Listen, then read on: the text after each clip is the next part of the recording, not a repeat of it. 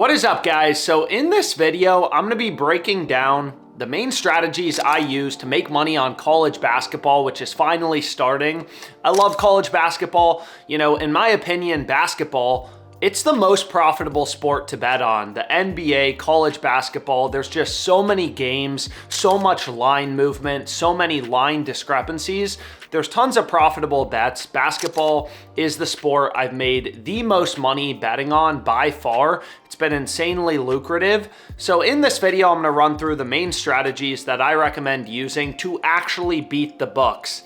This is how the sharps, the pros, the syndicates are making money betting on college basketball. So first things first, a lot of people already know this, but as a sharp sports bettor, if you want to make money, if you want to maximize your profits, you need to be using multiple sports books. I've used hundreds of books since I've started gambling. You never know, because all these books want to be unique. They set their own odds, they set their own lines. We never know which book is going to have the best value on a given day. Sometimes Prize Picks has a ton of value.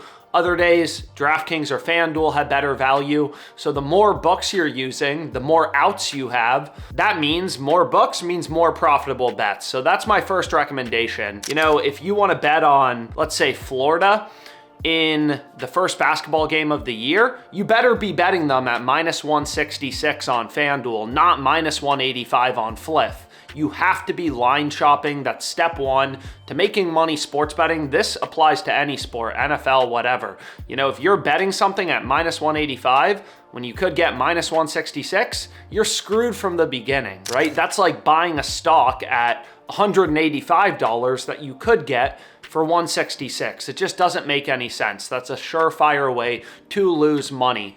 But without further ado, let's start getting into some of the main strategies that I personally use and have used for the past 5 years to make money. So the first strategy that is amazing during basketball season, it is so good, especially for college basketball. The first strategy is called arbitrage. So I actually started gambling my sharp sports betting journey with arbitrage. It's an amazing strategy and it makes risk-free guaranteed profits. I realize that sounds too good to be true, but I'm going to take you through some examples. This is not a get-rich-quick scheme. You are literally day trading discrepancies between books to guarantee small little risk-free profits, sometimes bigger risk-free profits.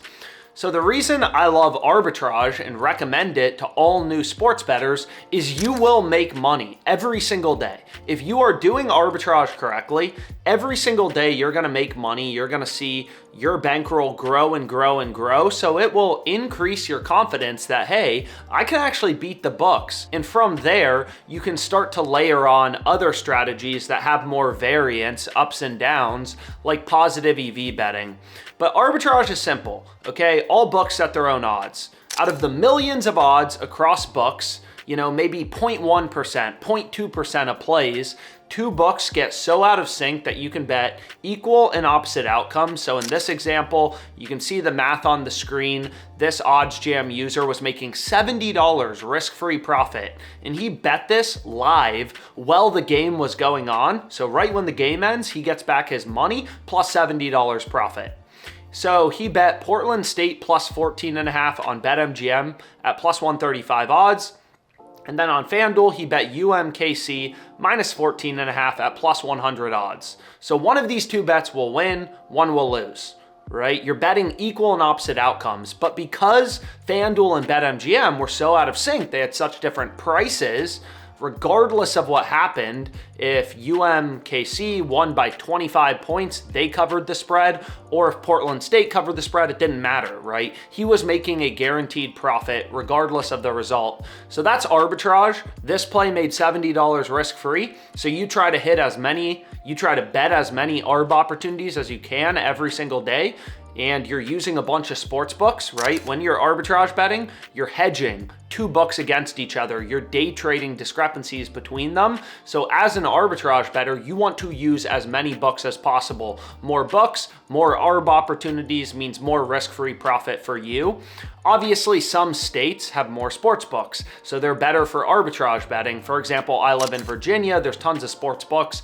FanDuel, BetMGM, Fliff, there's tons of books. So try to sign up for for every single sports book in your state. Most of these books have pretty lucrative deposit matches, sign-up bonuses, and then you can start arbitrage betting. Give it a try. I've made some full-length YouTube tutorials on arbitrage. You can see a thumbnail here, and I'll add a link in the description to this tutorial I made on arbitrage betting. But let's move on to the second strategy. I don't want to bore you guys with arbitrage, which is a strategy I love. I use every single day, but I've also talked about it in other videos. So the next sharp strategy, this is another strategy the pros use, syndicates use. So middle betting is all books set their own lines, right? And sometimes books have different lines from one another.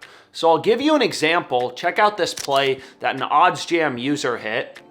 On FanDuel, he bet the over 67.5 first half total points. And on BetMGM, the line wasn't 67.5, it was 68.5. So he bet the under 68.5 on BetMGM. So he has two bets, over 67.5, under 68.5. If there's exactly 68 points in the first half, then he wins both bets. So that is a middle, right? You're basically hoping, I call them low risk lottery tickets.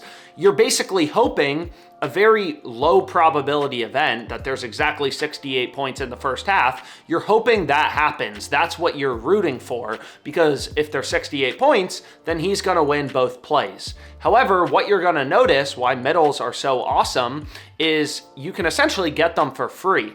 So in this case, no matter what happened, if there was 50 points, 100 points, 68 points in the first half, this guy was making a risk-free profit. So it was an arbitrage bet that was also a middle. So he's making like $5 approximately. You can see the math on the screen here. He's making approximately $5 no matter what. But then he has this rare little shot where if there's exactly 68 points, he's gonna win like 225 bets for only risking a little bit of capital. So middle betting, it's super fun, low risk lottery tickets. You're hoping for a kind of unique outcome to occur. And again, this is how the sharps, the pros actually make money. Data-driven strategies like middle betting and arbitrage betting. But let's continue to move on to some other strategies. So next we have plus EV betting, which I absolutely love. However, plus EV betting, unlike middle betting, unlike arbitrage, it is not a hedge strategy. It is not a risk-free strategy. You're gonna have ups and downs. I mean, you can even see in August, which was one of my best months sports betting. I had a ton of profit. I had a lot of red days, right? So positive EV betting, you have some ups and downs. But if your bets actually truly have an edge, have an advantage, you're gonna make money long term, which was very similar to my job as a quant trader. Every single day you make thousands of trades, tens of thousands, hundreds of thousands sometimes. Every trade has a small edge.